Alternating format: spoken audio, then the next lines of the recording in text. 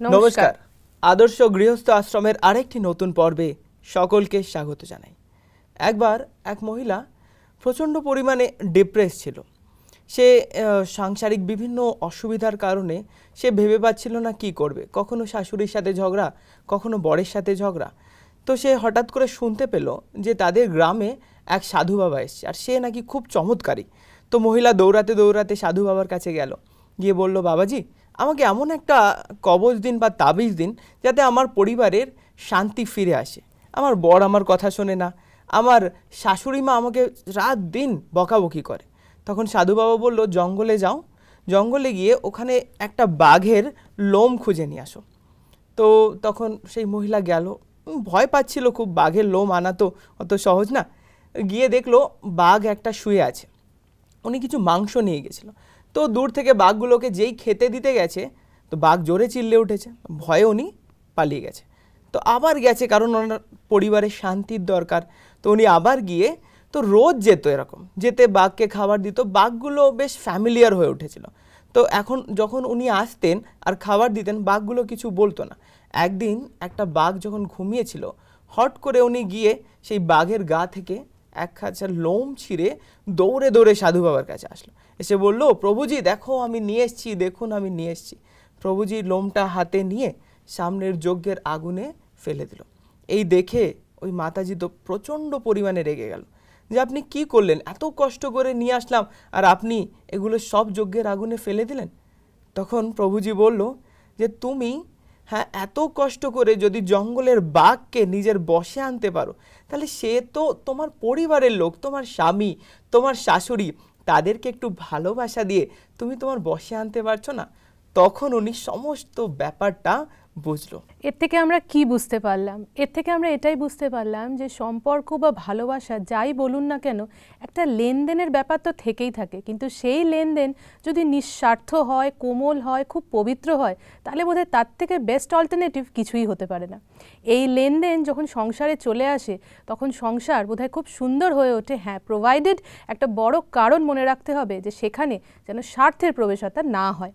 অবশ্যই তাই। সেই বিষয় নিয়ে আজকে আলোচনা করার জন্য আমাদের স্টুডিওতে যে বিশেষ অতিথিদেরকে পেয়েছি, চলুন শুরুতেই তাদেরকে আমরা স্বাগত জানাই। নমস্কার। নমস্কার। আপনাদের সকলকে আমাদের অনুষ্ঠানে স্বাগত জানাই। শুরুতেই একটু আপনার ব্যাপারে জেনে নেব, কোথা থেকে এসেছেন আর কতদিন ব্রহ্মকুমারীদের সাথে আপনারা যুক্ত? আমি কলকাতা থেকে এসেছি, 8 বছর হলো ব্রহ্মকুমারীর সঙ্গে যুক্ত। আচ্ছা। আর আমার নাম হচ্ছে বিকে সোমনাথ বৈদ্য। আচ্ছা, জেনে নেব আপনি পেশাগতভাবে কি করেন? আমি এখন বর্তমান বিজনেস। আচ্ছা দিদি, আপনার কাছে আসি, আপনার নাম, কোথা থেকে এসেছেন আর আপনি পেশাগতভাবে কি করেন? আমার নাম বিকে চৈতালি, আমি কলকাতা থেকে এসেছি। আমি বেসিক্যালি মেদিনীপুরে থাকতাম, সেখান থেকে আমি এখন কলকাতাতে থাকি ওর বিজনেসের জন্য, ওকে থাকতে হয় ওখানে। আর ব্রহ্মকুমারী যে আমি গত 8 বছর ধরে চলি। অনেকটাই লম্বা রাস্তা আপনার। আচ্ছা দিদি, আপনার কাছে আসছি, আপনাকে কাছে পেয়ে, সামনে পেয়ে আবার খুব ভালো লাগছে। একটু সংক্ষিপ্তভাবে যদি বলেন আপনার জ্ঞানের এই রাস্তাটা কীরকম? শরীরের নাম ব্রহ্মকুমারী সমতা। আমি অনেকটা সময়ই কলকাতা এলগিন রোড সেন্টারে ট্রেনিং নিয়েছি এবং বর্তমানে আমি ওনারই যে কানেক্টিং সেন্টার আছে দুর্গাপুর, সেখানে এখন সেবা দিই। কিসের বিজনেস আপনার? আমার গেস্ট হাউসের বিজনেস আছে। আচ্ছা, গেস্ট হাউসের। তো এই প্রফেশনে শুনেছি প্রচণ্ড প্রেশার থাকে, প্রচুর মানুষরা বাইরে থেকে আসে। আমাদের ঘরে যদি 2-4 জন গেস্ট আসে, আমাদের কত চাপ হয়ে যায়। তো ও এতজন গেস্টদেরকে যারা বাইরে থেকে আসে, তাদেরকে আপনি কিভাবে হ্যান্ডেল করেন? যখন আমি এই জ্ঞানের মধ্যে ছিলাম না, তখন জিনিসটা আমার কাছে অনেক প্রেশার ছিল। তখন একটা সারাটা দিন মনে হচ্ছে আমার কাছে অনেক ডিফিকাল্ট হয়ে উঠতো। পরের দিনটা নতুন করে শুরু করতে গেলে আগের দিনের প্রেশারটাও একসঙ্গে চলে আসতো।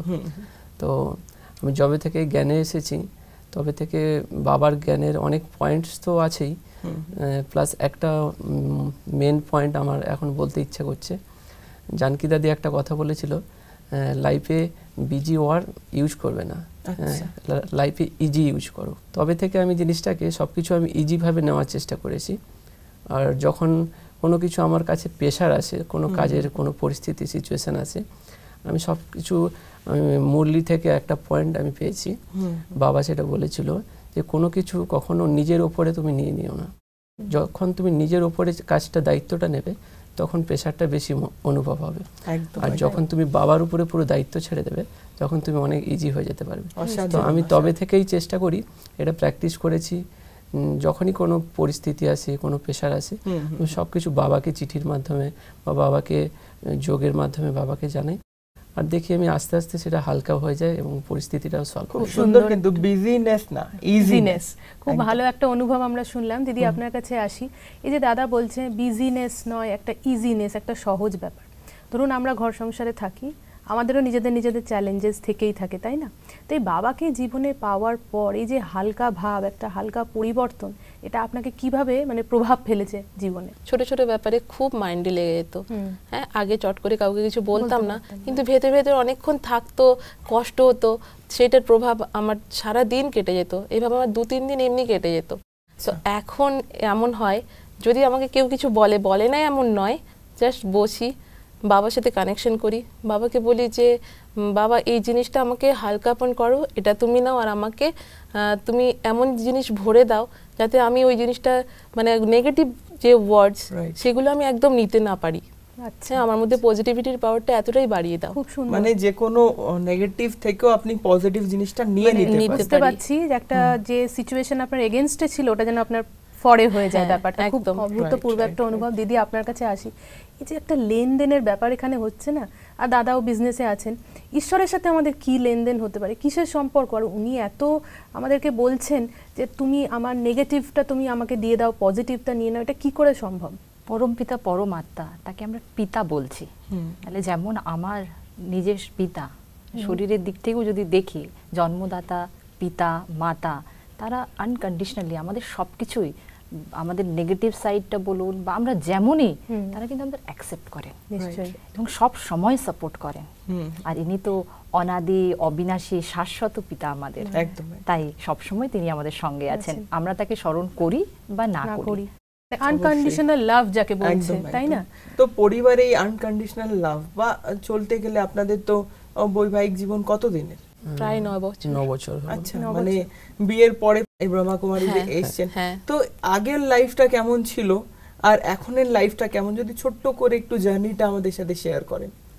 আগের লাইফ তো যদি কোনো কিছু টেনশন, কোনো কিছু কাজের প্রেশার আসতো, ওটা মন থেকে মানে সরাতে পারতাম না, মনের মধ্যে একটা থেকেই যেত, বা কেউ কিছু বলে দিলে সেটা মাইন্ডে অনেকক্ষণ থাকতো। যত অনেক কিছু নেগেটিভ, কারোর উপরে রাগ হয়েছে, সেই রাগটা অনেকক্ষণ থেকে যেত, এইসব বিভিন্ন রকম নেগেটিভ জিনিসগুলো আমার মধ্যে ছিল। তো জ্ঞানে আসার পরে জিনিসগুলো যখন বুঝতে শিখেছি, ওগুলো অনেক কিছু হালকা হয়ে গেছে, মানে ব্যাপারগুলোকে কিভাবে হ্যান্ডেল করতে হবে সেটা বুঝেছি এখন। একটা ব্যাপার জানতে খুব ইচ্ছা করছে দাদা, এখানে আপনি বললেন গেস্ট হাউসের আপনার একটা বিজনেসের ব্যাপার আছে, তো ধরুন গেস্ট তারাও আসছে, আমাদের কাছ থেকে কিছু সার্ভিস নিচ্ছে, চলে যাচ্ছে, তো তাদের আপ্যায়ন করাটা বোধহয় আমাদের একটা সংস্কৃতি বা একটা কালচার। তাই জ্ঞান নিয়ে কিভাবে তাদের প্রতি একটা অ্যাটিটিউড চেঞ্জ বা মূল্যবোধের পরিবর্তন ঘটেছে, বা আপনার বিজনেসটা মানে জ্ঞান সমৃদ্ধ হয়ে কতখানি বাকিদের থেকে আলাদা, যদি একটু বলেন। এমন কিছু উদাহরণ যা আপনার জীবনে বিশেষ প্রভাব ফেলেছে জ্ঞানে আসার পরে, সেটা যদি একটু শেয়ার করেন। আমি বিশেষত সবসময় আমি আমার প্রপার্টিতে থাকতে পারি না, আচ্ছা, গেস্ট হাউসে। তো যখন আমি ওখানে যাই, রেগুলার 1-2 বার আমি যাই, তো ধরুন আমি 1 ঘন্টা 1/2 ঘন্টা গেস্ট হাউসে আছি, ওই টাইমে ধরুন আমার সামনে যতগুলো গেস্ট আসে তাদের সঙ্গে একটু আমি কথাবার্তা বলি এবং তাদেরকে জ্ঞানের পরিচয় দিই। আর আমার অফিসে সব জায়গাতে আমি জ্ঞানের সব কিছু হালকা একটু অ্যাডভার্টাইজমেন্ট রাখি। যখন কেউ আসে দেখে জিজ্ঞাসা করে এটা কি, কোথা থেকে হয়েছে, তখন আমার সঙ্গে কন্ট্যাক্ট করে। তো এখান থেকে একটা জ্ঞানেরও মানে বাবার জ্ঞানটাকে আমি জানাতে পারি, আর আমারও ভালো লাগে সেখানে।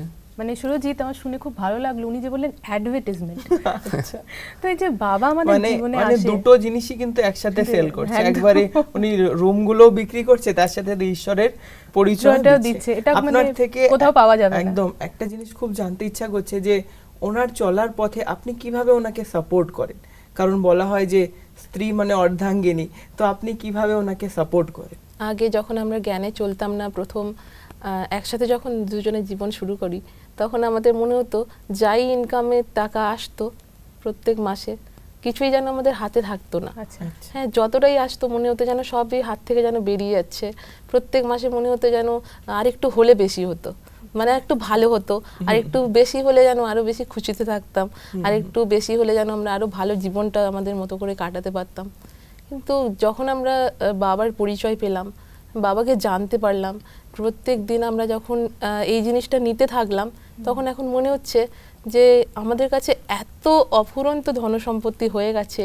ছোট ছোট জিনিস করে যখন কোনো প্রবলেম আসে, তখন মনে হয় যে না, আমরা তো অনেক এর থেকে অনেক ওপরে। ওরও এরকম বিজনেসে এরকম প্রবলেম আসে, তখন আমি ওকে বলি যে বাবার উপরে ছেড়ে দাও। হ্যাঁ, দুজনে একসাথে যখন চলি, ওকে বলি যে সবসময় ভগবানের হাতে ছাড়তে শেখো। দিদি, আপনার কাছে আসি একটা প্রশ্ন নিয়ে। এই যে ধরুন আমরা পৃথিবীতে এসেছি, কিন্তু আমাদের জীবন সীমা আমরা কেউ জানি না, কতদিন আছি কতদিন নেই। তো এই যে ঈশ্বরের জ্ঞান নেয়ার পর বা পরমাত্মার পরিচয় পাওয়ার পর কিভাবে আমরা নিজেদেরকে এখানে ঈশ্বরের মতো করে রাখতে পারি, বা নিজেদেরকে এরকম মনে করি যতদিন থাকবো ততদিন শ্রেষ্ঠ কর্ম করব? তাহলে সেই হিসেবে দেখতে গেলে আমরাও গেস্ট। একদম ঠিক বলেছেন। কিন্তু এই ভাবনাটা আনা যে সত্যি আমরা এই সংসারে গেস্ট হয়ে এসেছি, এখানে কোনো কিছু কিন্তু আমাদের পার্মানেন্ট নয়। যেহেতু আমি একজন আত্মা, অজর অমর অবিনাশী শাশ্বত সত্তা, তো অনবরত আমি আত্মা কিন্তু একটা দেহ ত্যাগ করে আবার নতুন দেহ ধারণ করছি। মানে একটা জায়গাতে কিছুদিন, যেমন আমরা কোথাও ঘুরতে যাই, কিছুক্ষণ সেখানে স্টে করলাম, আবার সেটা চেঞ্জ করে নিজের বাড়িতে ফিরে আসি, একটা হোম থেকে আরেকটা হোম জাস্ট। তো আমরা আত্মারাও কিন্তু এই সৃষ্টির রঙ্গমঞ্চে অনবরত ট্রাভেল করছি, ড্রেস আর অ্যাড্রেস চেঞ্জ করে মাত্র। তাই এই ভাবনাটা যদি আমাদের থাকে যে আমরা এখানে গেস্ট, তাহলে কোনো কিছুর প্রতি আমাদের খুব একটা যে অ্যাটাচমেন্ট হয়ে যায়, যেমন আমরা কোথাও ঘুরতে গেলে যেটা হয় আমাদের, সেই জিনিসগুলো আমাদের না, আমাদের নয়, ওখানেই থাকবে, কিন্তু আবার চলে যাব। তাহলে কি এই মোহ মায়া, যেটা গৃহস্থী সংসারে বেশি সমস্যা হয়ে দাঁড়ায়, যে আমরা সবকিছুকে আঁকড়ে ধরে রাখতে চাই, তো সেটা হবে না। মানে সবকিছুকেই আমাদের খুব নিঃস্বার্থ ভাব নিয়ে ইউজ করতে হবে, সেগুলোকে লালন পালন করতে হবে, দেখাশোনা করতে হবে, কিন্তু এটা আমার নয়। ডিট্যাচমেন্ট আমাদের একদম আমার নয়, সব তোমার। একটা বিশেষ কিছু অনুভব যেটা আমাদের দর্শকদের জন্য আপনারা বলতে চান, যেটা আপনারা ব্রহ্মাকুমারীতে আসার পরে এক অলৌকিক কোনো অনুভব যদি একটু শেয়ার করেন আমাদের সাথে। বিভিন্নভাবে আমি মেডিটেশন শিখেছি, আর রেগুলার ক্লাসও করি। হ্যাঁ, তো আমি সবসময় ক্লাসে অনুভব শুনতাম, কিন্তু মেডিটেশন করে আমি নিজেকে হালকাও ফিল করি বা লাইফে অনেক চেঞ্জ করতে পেরেছি নিজেকে। তবু আমার মনের মধ্যে সবসময় একটা প্রশ্ন থাকতো, বাবা সবাইকে স্পেশাল অনুভব করায়, কিন্তু আমাকে কখনো স্পেশাল অনুভব কেন করায় না? আমি লাস্ট টাইম 2023-তে নভেম্বরে আমি মধুবনে আসি। আচ্ছা আচ্ছা। তো ওখানে এসে একদিন আমি ওই সময় প্রায় 20-25 দিনের জন্য মধুবনে ছিলাম। তো ওই সময় যেদিন আসি তার নেক্সট দিন আমি পাণ্ডব ভবন গেছিলাম, মেন জায়গায়। তো ওখানে গিয়ে বাবাকে সব কিছু আমি জানাই। এইভাবে দেখতে দেখতে প্রায় 20-21 দিন কেটে গেছে। তো 22 দিনের দিন বাবা মিলন ছিল, তার আগের দিন রাত্রে এখানে যোগ ভাট্টি ছিল। তো 2টো থেকে যোগ ভাট্টি, তো যোগ করে সেদিনও গেছি।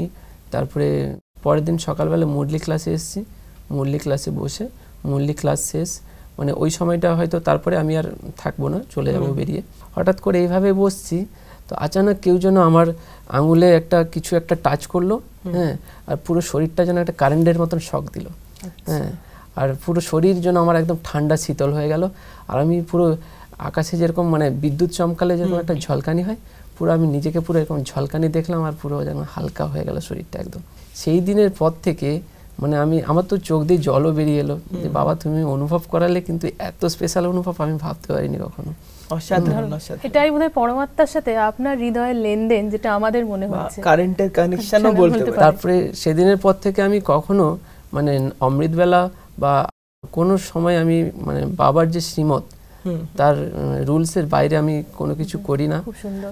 এবং আমি সব সময় বাবাকে খুব ভালো মানে অনুভব করতে পারি। খুব ভালো একটা অনুশাসন, বাবা আমাকে খুব হেল্পও করে, খুব হেল্প করে। দিদি, আপনাকে আসি। এই যে একটা মেয়ে হিসেবে প্রশ্নটা জানতে আমার খুব ইচ্ছা করছে। দিদি আমাদেরকে শেখালেন যে কোনো কিছুই তোমার নয়, সবই তার। তো আমরা মেয়েরা সংসারে থাকতে থাকতে সব কিছুকে যেন নিজের করে ফেলি, একটা মোহের কানেকশন যেন আমাদের তৈরি হয়ে যায়। এই যে জ্ঞান নেওয়ার পর সব কিছুকে নিঃস্বার্থভাবে দেখা, একটা ত্যাগের জায়গা, যে না সংসারে আছি, সব করছি, কিন্তু কোনো কিছুর মধ্যে যেন আমার একটা মোহ বা টান নেই যেটা আমাকে ভবিষ্যতে কষ্ট দিতে পারে। এটা কিভাবে অভ্যেস করা হয়েছে? হ্যাঁ, প্রত্যেক দিন যখন আমরা সকালে মুরলি শুনি, তার আগে আমরা অমৃতবেলা যোগ করি, যখন আমরা কানেকশন করি ওনার সাথে, ওনার থেকে একটা অফুরন্ত একটা পাওয়ার আমরা নিজেদের মধ্যে নিই। আর তখন এরকম ফিল করি যে শুধু আমি নই, আমার চারপাশে যত মানুষজন আছে প্রত্যেকেরই যেন ভালো থাকে, ভালো হয়, আমার দ্বারা যেন সবার উপকার হয়। এভাবে যখন আমরা ওনার থেকে পাওয়ার নিয়ে রেগুলার লাইফে সবার সাথে কথা বলি, তাদের সাথে ব্যবহার করি, তাদেরকে নিয়ে ওঠা বসা সব কিছু হয় না, তখন আমাদের মানে নিজেদের বাড়ির লোকের সাথে আমরা যেরকমভাবে ব্যবহার করি, আলাদা পারিপার্শ্বিক লোকেদের সাথে আমরা সেরকম ব্যবহার করতে থাকি। আচ্ছা আচ্ছা। সেখানে যারা ক্লাস করি মনে হয় যেন এরাই আমার পরিবার। হ্যাঁ, যেখানে আমরা ধরুন কোনো অন্য জায়গাতে গেলাম, হ্যাঁ কোথাও ঘুরতে গেছি, ঘুরতে গিয়ে দেখছি কোনো ফ্যামিলি বসে আছে, নিজে থেকে মনে হয় যেন তাদের সাথে কথা বলি, আমি নিজে এত লাইট থাকি, ভালো থাকি, তো ওদের সাথে একটু কথা বলি, ওনাকে একটু পরিচয় দিই। আমাদের ব্যবহারের দ্বারা ওরাও আমাদেরকে জিজ্ঞেস করে যে কোথা থেকে এসছেন, কি করছেন। এই কথা বলতে বলতে মনে হয় ওরাও আমার পরিবার। এরকম জায়গায় জায়গায় গিয়ে না আমাদের সবাইকে মনে হয় যে বাবা যেমন বলে না পুরো বিশ্ব তোমার পরিবার, সেরকম আমরা মনে করতে থাকি। সুন্দর দিদি, এই যে ফিলটা যেটা বসুধৈব কুটুম্বকম, যে সারা বিশ্ব আমাদের পরিবার, তো এই ফিলটা কি আমাদের সকলের মধ্যে কি আমরা আনতে পারবো? যেমন আমরা মনে করি না আমার ফ্যামিলি আমার নিজের ফ্যামিলি, তাই না? তো কিন্তু এনারা বলছেন যে না, এনারা যেখানেই যান সবাইকে আপন করে নেন। তো কি করে আমাদের পক্ষে তো এটা একটু টাফ লাগে। আর আমারও মাঝে মাঝে মনে হয় যে ও আমার নয়, সে আমার নয়, এই যে আপন পরের একটা রিলেশন, কি করে এই জিনিসটা মানে একটা ব্যালেন্সে চলে আসে, বা বলতে পারি নিউট্রাল স্টেজে চলে আসে, জ্ঞানটা নিয়ে খুব জানতে ইচ্ছা করছে। পরমপিতা পরমাত্মা সকলের পিতা, নিশ্চয়ই। দেখুন আমরাও তাকে বাবা বলছি, আমার যারা রিলেটিভ আমার বাবাও তাকে বাবা বলছেন, তো সকলের পিতা তিনি। তো সেই হিসেবে ভাবুন যে এক পিতার আমরা সকলের সন্তান, তো একে অপরের সঙ্গে রিলেশন, আমরা ভাই ভাই। তো যদি দেহ দেখেন বা দেহের কালচার দেখেন তাহলে একটু আলাদা আলাদা মনে হয়, কিন্তু আত্মিক দৃষ্টিতে যদি দেখেন যে প্রত্যেক আত্মাই তো সেই পরমপিতা পরমাত্মার সন্তান, আর আমরা প্রত্যেকেই পরম ধাম থেকে এসেছি। আর পরম ধামে পরমাত্মার নিবাস স্থান, তাহলে আমাদের ঘরও অ্যাকচুয়ালি এক জায়গায়। বলি না কথায় যে এক জায়গা থেকে এসেছি আবার এক জায়গায় যাব, তাই আমাদের ঘর এক, আমাদের পিতা এক। তাই এই বিশ্ব সংসার সত্যি, এটা কিন্তু রিয়েলিটি, এটা কোনো কথার কথা নয়, এটা অনুভব করতে হবে। এই জায়গাতে আমাদের ধীরে ধীরে নিজের চেতনার স্তরকে নিয়ে যেতে হবে যে সকলেই আমার নিজের, সকলেই আমরা এক পরিবার, এক ঈশ্বরের সন্তান এবং বিশ্ব সংসার। বিশেষ কিছু অনুভব যা এখানে আসার পরে আপনার হয়েছে? এই জ্ঞানে ধীরে ধীরে এগোতে আছি, ততই মনে হচ্ছে আমি আরো নতুন হয়ে যাচ্ছি। হ্যাঁ, আমি কিছুই শিখতে পারিনি, এখন আরো নতুন কিছু শিখছি। আমার থেকে কেউ কিছু শিখবে সেটা আমি আশা করি না, তবে আমার মনে হয় যেন আমার দ্বারা ভগবান কিছু করাতে চায়, সেটা আমি খুব রিয়েলাইজ করতে পারি। সাধারণ পাশাপাশি যখন কোনো মানুষ, তার সাথে কোনো লেনদেন নেই, হ্যাঁ কথাবার্তা নেই, অনেক সময় হয় এরকম যে আপ কাহা সে আয়ে, ক্যাসে হ্যায়, এরকম করে আমাদের জিজ্ঞেস করে, পরিচয় জানতে চায়। হ্যাঁ, আপ ইতনে আচ্ছে কিউ হ্যায়, হ্যাঁ আমি বুঝতে পারি না যে উনি কেন আমাকে জিজ্ঞেস করছেন এই ধরনের কথাগুলো। হ্যাঁ, লাস্ট কয়েকদিন আমি এই ধরনের অনেক কিছু ফেস করছি, যেগুলো আমার সাথে মনে হচ্ছে যেন অদ্ভুতভাবে ঘটে চলেছে। কত জন্মের তাদের সাথে আমার কোনো সম্পর্ক ছিল। আমি বাবার ঘরে যখন আসি, মেডিটেশন শিখি, সেই মানে জায়গাটাতে যখন বসে থাকি না, যোগ করি, তখন চারপাশে যত যা কিছু থাকে সব কিছু থেকে আমি out of sight, out of mind হয়ে যাই। হ্যাঁ, বাবা যেরকম আমাদেরকে শেখায় যে তুমি পরম ধাম একদম মানে সোল হিসেবে, পয়েন্ট অফ লাইট হিসেবে যেমন থাকো, আমি সেটা ভিজুয়ালাইজ করতে পারি, আমি ওখানে থাকি। এত মিষ্টি মিষ্টি অনুভব হয়তো এক এপিসোডে বলা সম্ভব নয়, তাই না? প্রচুর অনুভবের পাহাড়। তবে এত ভালো অনুভব শেয়ার করার জন্য, এবং এই যে একটা নিঃস্বার্থ বন্ধন তার সাথে সৃষ্টি করে, এবং আমরাও এখানে কিভাবে গেস্ট হয়ে থাকি, এই ভিউজগুলো শেয়ার করার জন্য আপনাদেরকে অসংখ্য ধন্যবাদ, এবং আমাদের এপিসোডে আর এই স্টুডিওতে আসার জন্য আপনাদেরকে অনেক অনেক অভ্যর্থনা। তাহলে আমরা প্রত্যেকেই কিন্তু গেস্ট, আর এই গেস্ট হাউসে আমরা আছি। গেস্ট হাউস কিন্তু কোনো স্থূল গেস্ট হাউস নয়, গেস্ট হাউস হচ্ছে এই সারা বিশ্ব পরিবার। এখানে আমরা যে কদিন আছি আমরা কেননা একটু ভালোভাবেই থাকি। আমরা কোথাও যদি ঘুরতে যাই তখন কিন্তু কেউ কারোর সাথে ঝগড়া করি না, পরিবারের সবার সাথে ভালোভাবে চলি, পরিবারের সবাইকে ভালোভাবে নিয়ে চলি, বা সেই জিনিসপত্রগুলোর ওপরে নিজেদের অধিকার জমে নিই না, না এগুলো আমাকে নিয়ে যেতে হবে। কারণ আমরা এটুকু জানি যে আমরা কদিনের জন্য এসেছি, সবার সাথে একটু ভালো ব্যবহার করব, আবার আমাদেরকে আমাদের নিজেদের ঘরে ফিরে যেতে হবে। এই পথ দিয়েই চলতে চলতে যদি একটা নতুন গেস্ট জীবনে এসে যায়, যে গেস্ট শুধু আমাদের হেল্পিং হ্যান্ডই নয় কিন্তু সব সময় নিঃস্বার্থভাবে আমাদের গাইড করে এবং বারবার বলে দেয় যে আমি তোমার পাশে আছি, সেই গেস্টকে যদি পার্মানেন্ট মেম্বার করে নেওয়া যায় সংসারের, তাহলে বোধহয় এর থেকে বেশি কিছু হতেই পারে না। অবশ্যই তাই। তাহলে সেই ঈশ্বর যে শুধু গেস্ট নয়, আমাদের জীবনের মালিক, তাকে যদি আমরা আমাদের জীবনের সব কিছু বাগডোর দিয়ে দিই, তাহলে দেখব আমাদের জীবনটা খুব সুন্দর হয়ে উঠেছে, খুব নিশ্চিন্ত হয়ে উঠেছে, এবং আমাদের ঘর ঘর নয়, সেই আদর্শ গৃহস্থ আশ্রমে পরিণত হয়েছে। এই আশা নিয়েই যে আপনাদের জীবনে সেই গেস্ট একজন পার্মানেন্ট মেম্বার হয়ে যাবে, আজকের এপিসোড এখানেই শেষ করছি। দেখা হবে আগামী এপিসোডে। ততদিন প্রত্যেকে ভালো থাকবেন, সুখে থাকবেন। নমস্কার।